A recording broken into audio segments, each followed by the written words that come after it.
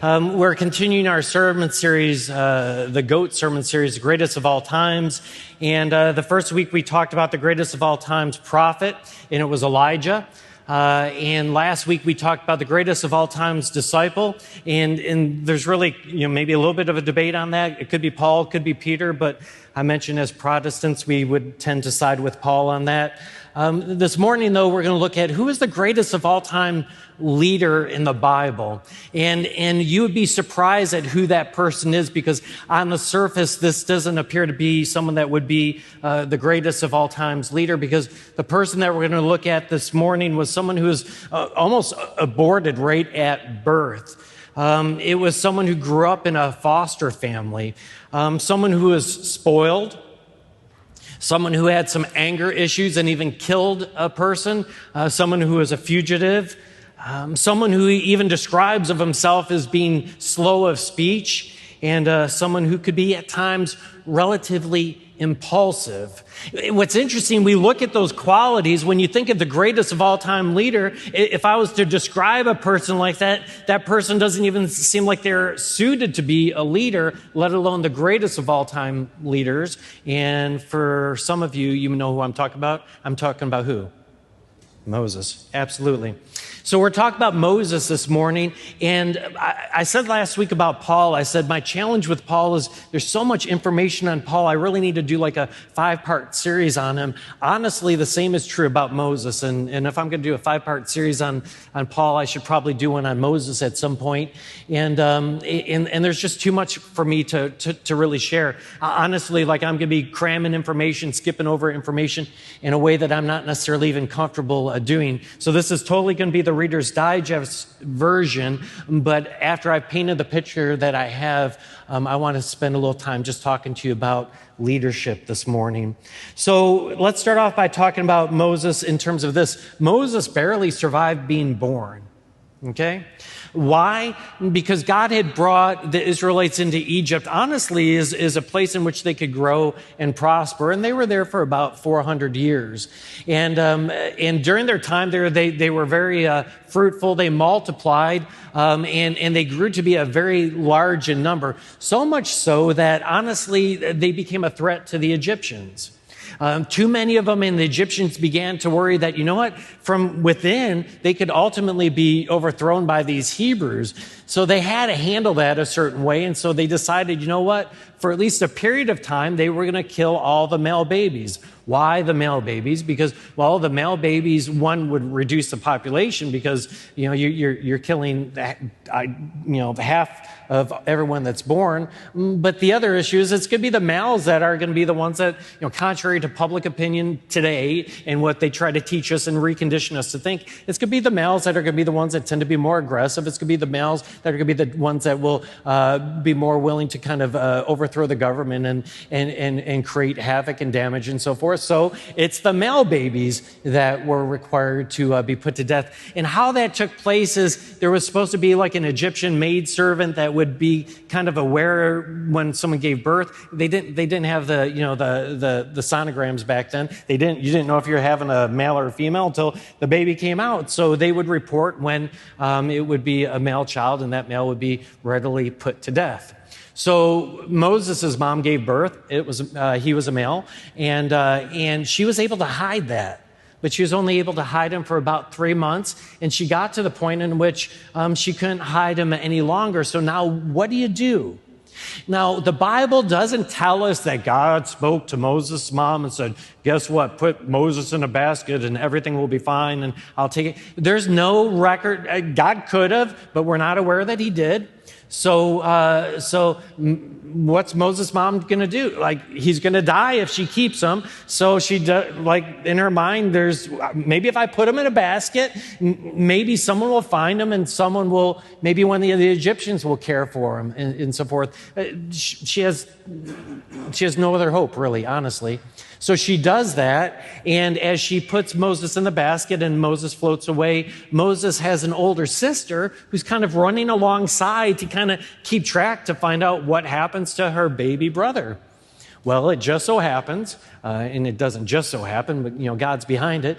But it just so happens that Moses, floats down the Nile and floats in front of one of Pharaoh's daughters, who hears Moses crying and has compassion on this Hebrew baby. Now, don't read too much into it. Once again, Moses' mom doesn't necessarily know what's about to happen and how this is going to turn out. And she knows her dad's command. She could easily put Moses, to death right there, drown him. And that was what she probably should have done. But honestly, just in the same way, like if you and I came upon a stray puppy, a baby puppy or something like that, we're going to probably have compassion on that. She has compassion on this Hebrew baby.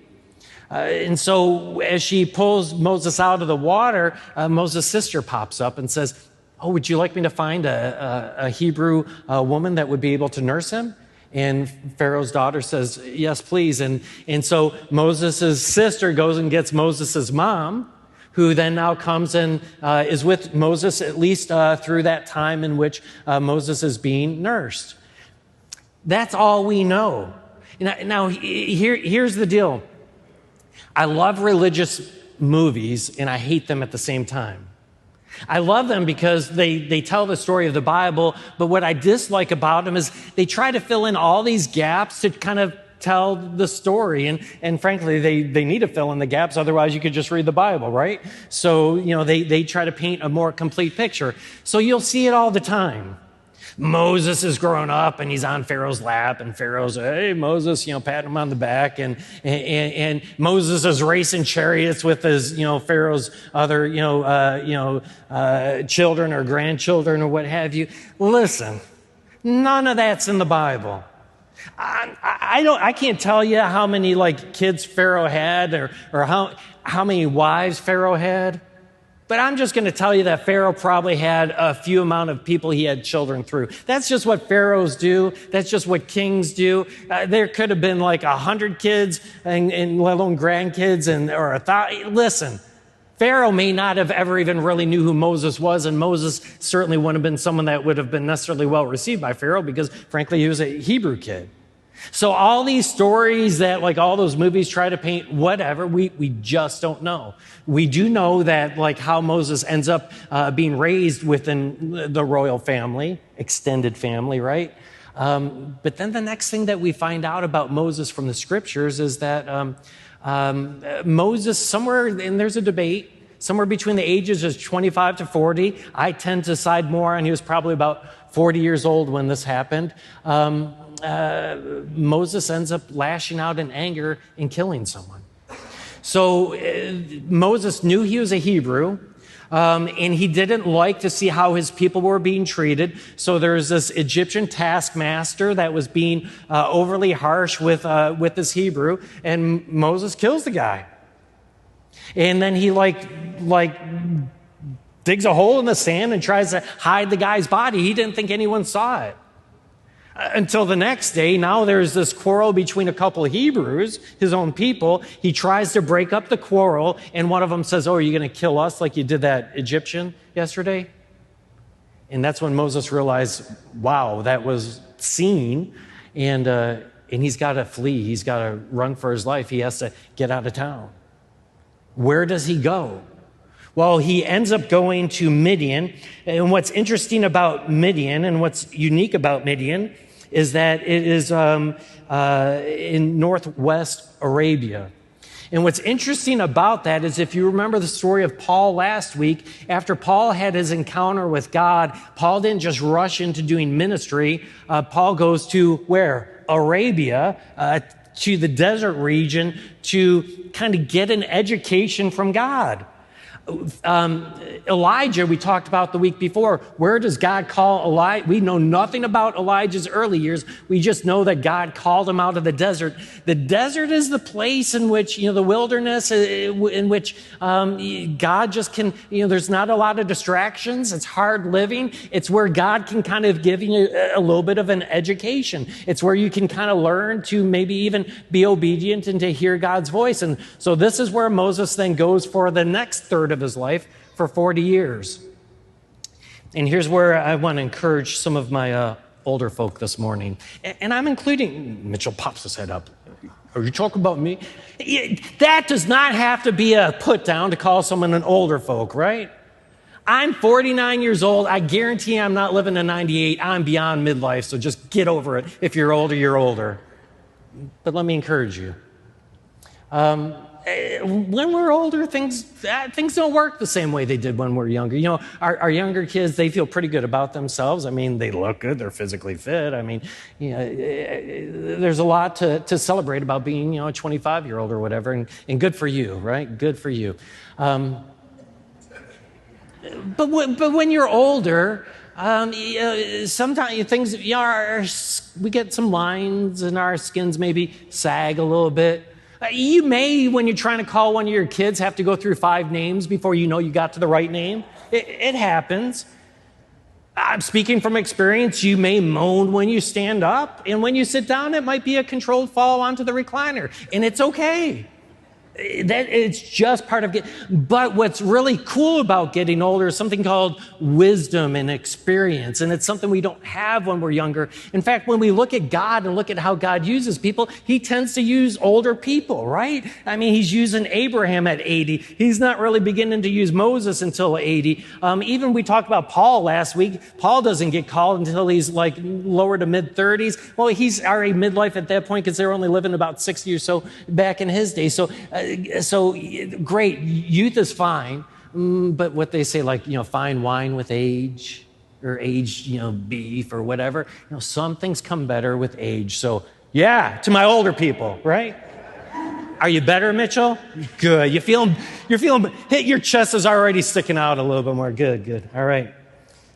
So Moses has to spend then the next 40 years getting an education by God in the desert. And then you have what I would call the turning point. And it's not singular. Moses has multiple ones, so we're going to talk about that. But let me talk to you about the most significant turning point in Moses' life from Exodus chapter 3. So now Moses was tending the flock of Jethro, his father-in-law, the priest of Midian. And he led the flock to the far side of the wilderness, and he came to Horeb, the mountain of God. Now, when the angel of the Lord appeared to him in the flames of fire from within a bush, Moses he noticed that the bush, though it was on fire, was not burning up. So Moses thought to himself, you know what, I'm going to go check this strange sight out for myself, why the bush is not burning up. Now, when the Lord saw that Moses had gone over to take a look, God called out to Moses from within the bush, Moses, Moses. And Moses said, here I am. Do not come any closer, God said. Take off your sandals, for the place where you're standing is holy ground. And then he said, I am the God of your father, the God of Abraham and the God of Isaac and the God of Jacob. Now at this, Moses hid his face because he was afraid to look at God. Now the Lord said, I have indeed seen the misery of my people in Egypt. I have heard them crying out because of their slave drivers, and I am concerned about their suffering. So I have come down to rescue them from the hand of the Egyptians and come to bring them up out of the land into a good and spacious land, a land that is flowing with milk and honey. To the home of the Canaanites, the Hittites, the Amorites, the Perizzites, the Hivites, and the Jebusites. And now the cry of the Israelites, it has reached me. I've seen the way that the Egyptians are oppressing them, so now go. And I'm sending you to Pharaoh to bring my people, the Israelites, up out of Egypt. But Moses said to God, who am I that I should go to Pharaoh and to bring the Israelites up out of Egypt? And God said, I will be with you. And this will be a sign to you that it is I who have sent you. For when you brought the people out of Egypt, you will worship God on this mountain. Moses says to God, but suppose I go to the Israelites and I say to them, the God of your fathers has sent me to you. And they ask me, well, what is his name? Then what shall I tell them? And God said to Moses, I am who I am. And this is what you're to say to the Israelites. I am has sent me to you. Now, it's interesting, this word that God, this name that God calls himself, I am, that's the word Yahweh. I talked about a week or two ago. But here, Moses doesn't even really know the name of God. All right, you're asking me to do this, and I know these are my people, but if they ask who's going to send me, what do I tell them? Now, what I think is interesting and what I want to just pause on for a second is that life is filled with tipping point moments. And like I said, it's not usually singular. There's usually multiple ones that we'll experience in life. And a tipping point moment is when things can go this way or it can go that way. But whichever way it goes, it sets into momentum a trajectory that will continue for quite some time. The first tipping point moment in Moses' life was when his mom put him in the basket. Now, she could have kept trying to hide Moses, probably wouldn't have worked out really well. She could have been obedient and handed him over to authorities to be killed, and he would have been killed. Or she could have put him in the basket, and she put him in the basket. And so that's the first tipping point, and it sets in trajectory the next 25 to 40 years of his life, in which he's raised in a pretty comfortable situation as royalty to some extent, right, within Egypt. The second tipping point in Moses' life is when he came upon that Hebrew taskmaster that was treating the Hebrew harshly. And when he did that, Moses has a point, right? He could ignore that. He could just speak up, but he strikes the guy and he kills him. Now, he didn't have to do that. Once again, a tipping point can go this way or that way. Now, was that what he was supposed to do? Probably.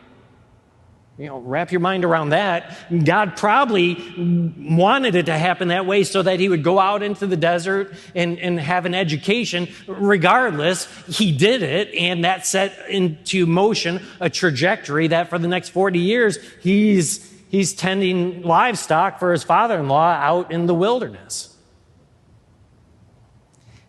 And then kind of the third and the final major event, the tipping point in his life, is this kind of a burning bush experience where God's calling out to and speaking to him. And listen, Moses didn't want to go. I don't have the time, but this is where he's like, I'm slow of speech. I can't do this. I can't do that. He's trying to give God all the excuses in the world as to why he's not the right one to go before Pharaoh. But ultimately, God gets a little crabby with him, and Moses realizes he just better go, and he goes. And that sets into motion the last 40 years of his life, in which that's the whole time in which Moses accomplishes all these crazy things for God. Here's what I want to encourage you with is we have those same tipping points in our own lives, these watershed moments, and like on a balance, it can go this way or it can go that way. And sometimes we don't even really know what's the best way to go.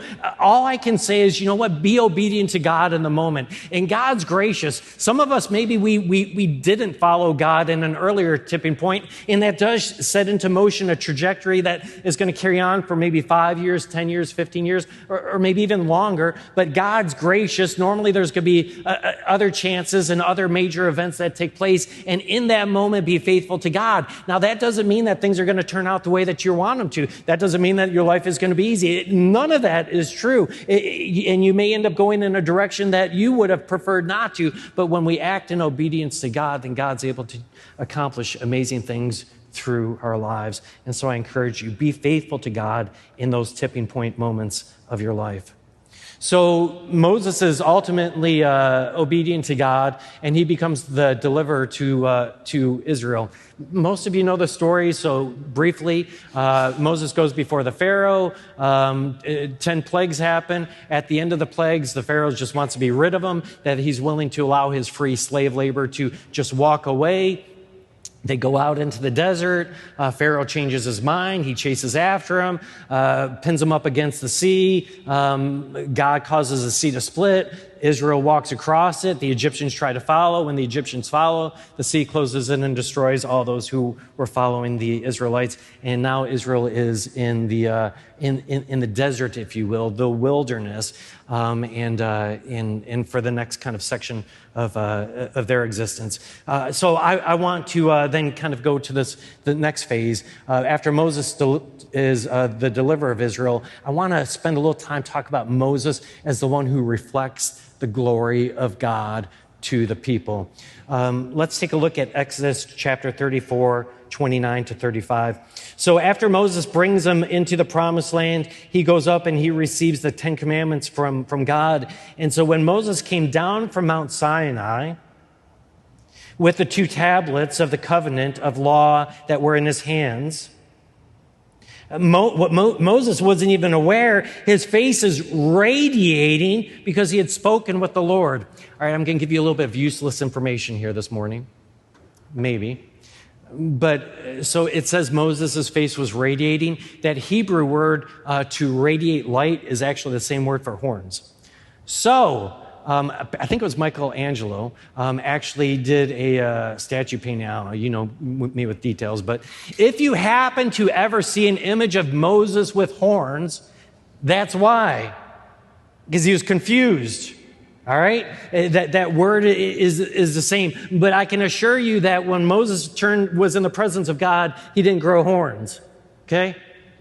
God is spirit, but even with that, we have no indication that God ever had horns. And then what you're about to find out is when Moses came before the people, he was having to cover his face because it was radiating light, not because horns were growing out. So if you ever happen to see a picture where Moses has horns, or you travel into Europe, wherever this like painting or statue or image is, now you know. Okay? All right, good. So Moses is in the presence of God. His face is radiating. Verse 30, now when Aaron, that's Moses' brother, and all the Israelites saw Moses, his face is radiating light, and they were afraid to come near to Moses. But Moses called to them. So Aaron and the leaders of the community, they came back to Moses and they spoke, and Moses spoke to them. Now afterwards, all the other Israelites came to Moses and he gave them all the commands that the Lord had spoken to him on Mount Sinai. Now when Moses finished speaking to them, he would put a veil over his face. But whenever he would enter the Lord's presence to speak with the Lord, he would remove the veil until he came out. And when he would come out, he would tell the Israelites what had been commanded to him. They would see that his face was radiant. It would scare them. It would probably be hard to look at. So Moses would have to put the veil back over his face until he went to speak to the Lord again. I think we just need to spend a little time on that. How cool is that Moses, by being in the presence of God, is radiating the image of God, the presence of God in a reflective type way back to the people? And how cool would that be if as we encounter God through the reading of his word and as we encounter God through prayer and through his Holy Spirit, that we would reflect an image of God to the people around us. The scripture says, be a light to the world around us. God is light. We see that maybe in a very little way. Sometimes when we all know someone who they have that like light about them, right? Or you're like, man, I can feel God's spirit coming through you. Or maybe there's even just like appears to be like a little glow to their face. We've all experienced some people who are like that. How cool would it be if that's just how we were in general? I mean, we're such vain people, you know, for the most part, and some of us more than others. And let's just be honest, you know, sometimes women can be more concerned about image than even what guys are. But listen, I know some guys who are as well. And we're like, you know, before we leave the house, we try on our outfit. I'm like, does this make me look fat? Or do I look too thin in this if you've got the problem the other way? Or you know, we're trying to cover up our wrinkles or maybe, you know, spots that we have on our face, or, you know, we want our hair to be, you know, just right. Because, you know, when we go to the bank, when we go to the supermarket, when we go to work, I mean, we just want to look our best, right? How about like when you get ready to leave the house, you stop by the mirror and you're like, am I radiating God today? Do I have the glow of the Lord in my eyes and on my face? And wouldn't it be great if that's what we were so concerned about, radiating to other people? And I believe that's what really God calls us to do, is he calls us to be a light to the world around us. That just in the same way that, like, you can look at a kid and, oh, they favor their mom, or, oh, they favor their dad. Hey, how about we favor our Heavenly Father and people see God in and through us? Now, that's a novel concept, isn't it? Look in the mirror and think that before you leave next time. So Moses, he takes the people out, and then there's Moses, the leader during the desert wanderings. And this is a 40-year period that I'm going to summarize in about 30 seconds here.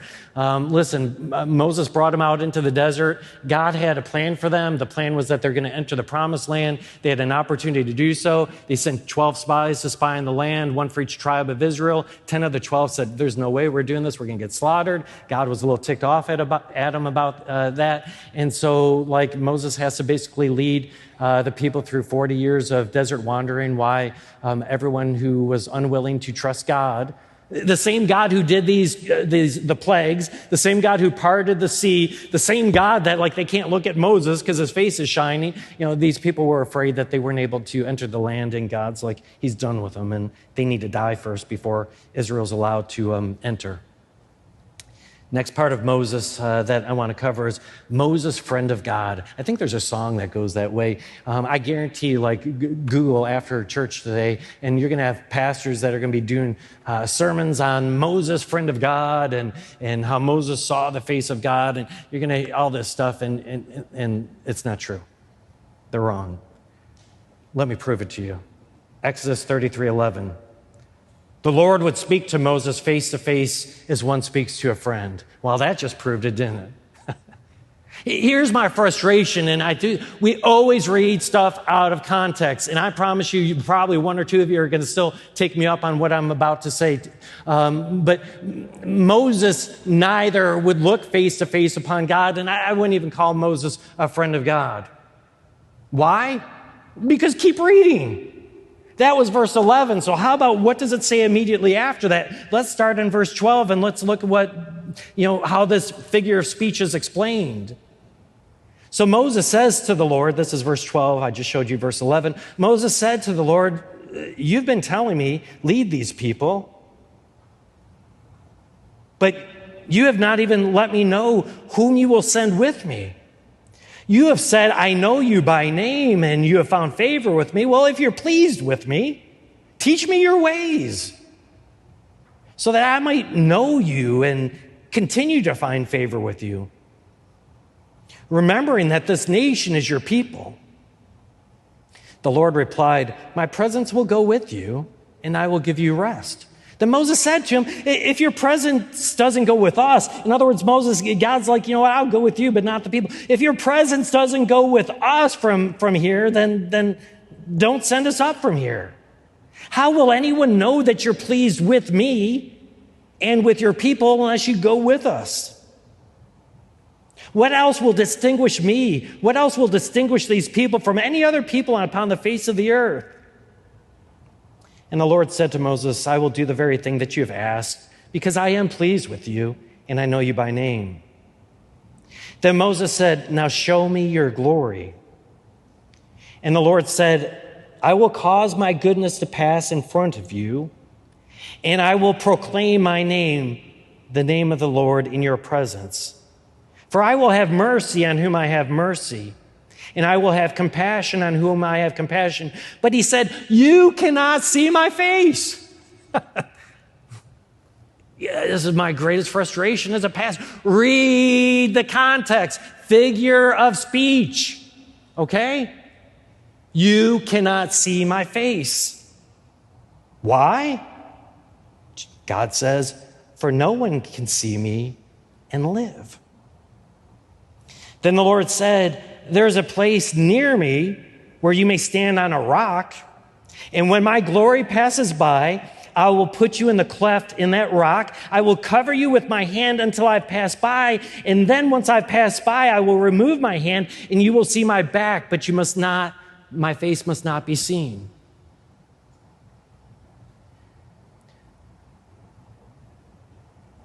We can't see the face of God and live. Moses is having these conversations with God. Listen, he's radiating God to the people. I don't deny that they're not talking, right? But there's a mist, there's a cloud, there's something in between. All Moses is able to see is the backside, a shadow of God, a hundredth of God, a millionth, I don't know, whatever, just a portion of God. He can't see God's face and live.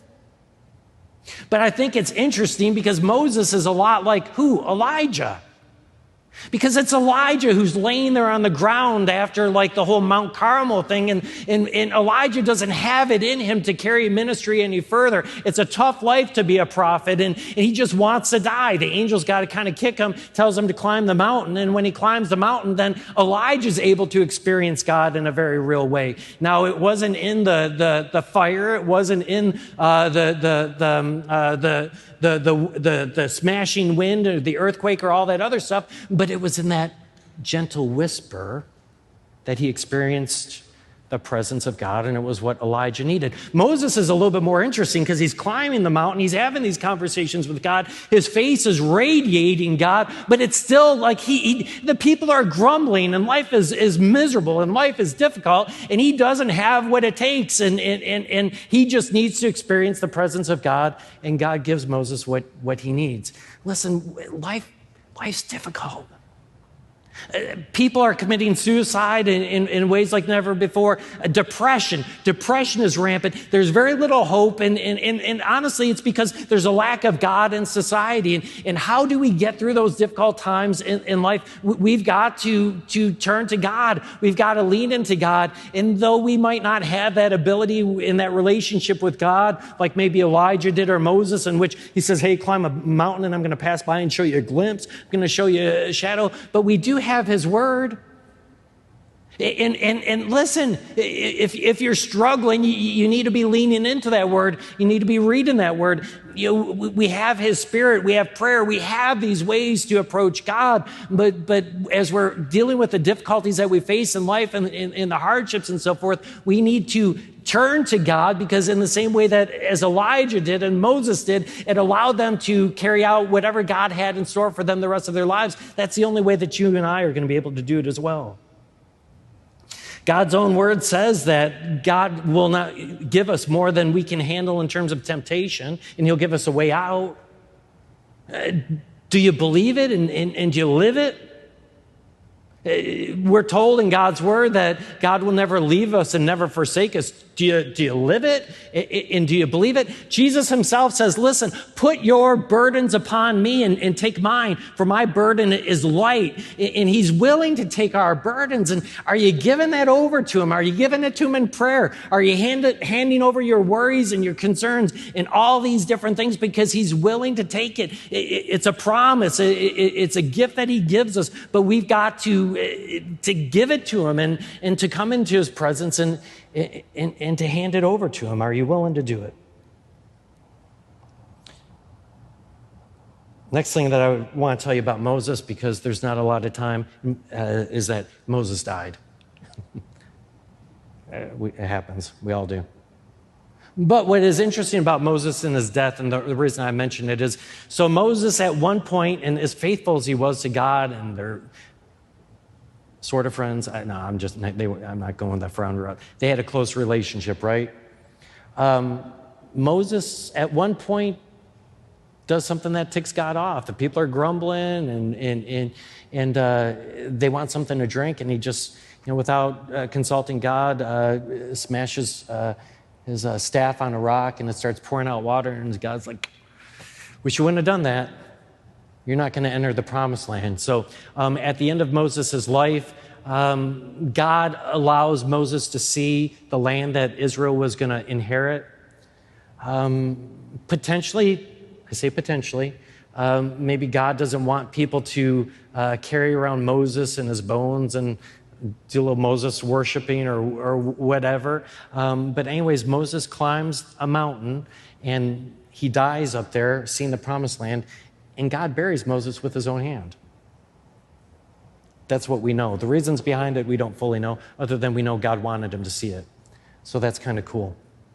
Once again, I just took a lot of Moses' history and combined it into a short period of time. For the last 5-10 minutes or so, I want to talk to you about leadership, because Moses is the greatest of all time leader. And here's what I need everyone to understand, that we live in a day and age in which, we don't need a hero.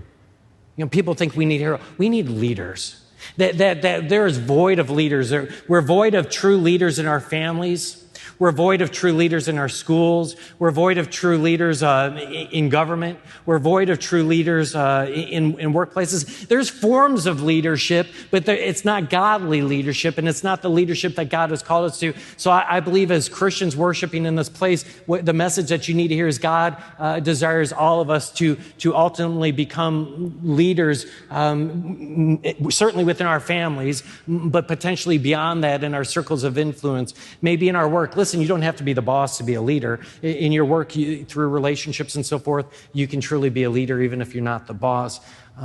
God's calling for us as Christians to be godly leaders. There's just a lack of it in the world today. So here's the first and foremost that I want to say about leadership that we learned from Moses is this. The hardest leadership is leading when you're not going anywhere. And right now, I can just hear people who are teachers on leadership and whatever, they would laugh me off the stage for saying what I just said. Because a leader by nature takes people somewhere, not when you're following God. And I would say not in general. Because think about Moses. You know what I respect most about Moses is for 40 years, God says that they're not going there. They're not going there until after the people die. So now you have to just kind of zigzag and walk in circles. How do you keep 1 million people, I don't know how many people, a lot of people, how do you keep them happy when, frankly, they have to wait for flakes of food to develop on the ground. They have to wait for some birds to fall from the sky before they have meat. They can't shower whenever they want to shower. Life was in many ways much better for them in Egypt. They just wanted to go back. How do you maintain your leadership over that group of people for 40 years when they're not going anywhere? That is not an easy thing to do. And I would argue it's not hard to be a leader when things are going good. Listen, if you're over your company and all of a sudden sales are skyrocketing for whatever reason and things are going great, if you're a pastor over your church and all of a sudden the congregation's great, man, you look like a genius leader and everyone's singing your praises. It's not hard to be a leader when things are going good. And I would argue, not everyone's this way, but I would say it's not hard to be a leader when everything's kind of going difficult, because when things are difficult, you have something to lead against. And you don't want to do this, you don't want to be that. I'm thinking about the Cold War. I was alive during the end of the Cold War. You needed good leadership back then in this country. We had good leadership back then in that country, but it's not really difficult to figure out. We just don't want to be like the Soviet Union, right? I mean, you can kind of figure it out. In battle, you can kind of figure out who's your good leaders and who's your bad leaders, but it's in the time of peace that leadership's really important, because when your country does go into war, if you didn't have good leadership during the time of peace, you're not going to be real effective when you go to war. And I would argue that in our country, I would also argue in the church, I would probably argue also in our families, as we've been in this time of comfort, as we've been in this time of peace, let's say from the country perspective, after the time of the Cold War, the United States won. And now we're in the phase in which you're not really going anywhere, and you're the one on top. And if you don't have good leadership, then everything's going to go to pot. And that's how we've become where we are right now. And it's that way, even in our families, right? If things are going good, maybe you look like a great leader. When things are difficult, you've got something to go against. But what about when the alarm goes off at 5 a.m. every morning?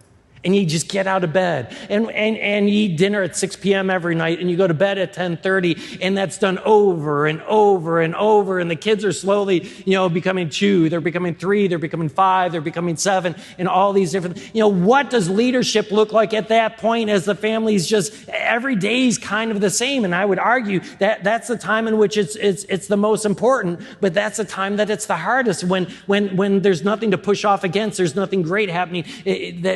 That's when you really are defined as a leader. And that's what is so amazing about Moses' leadership is during just that 40 years of nothing going on, he was able to lead extremely effectively.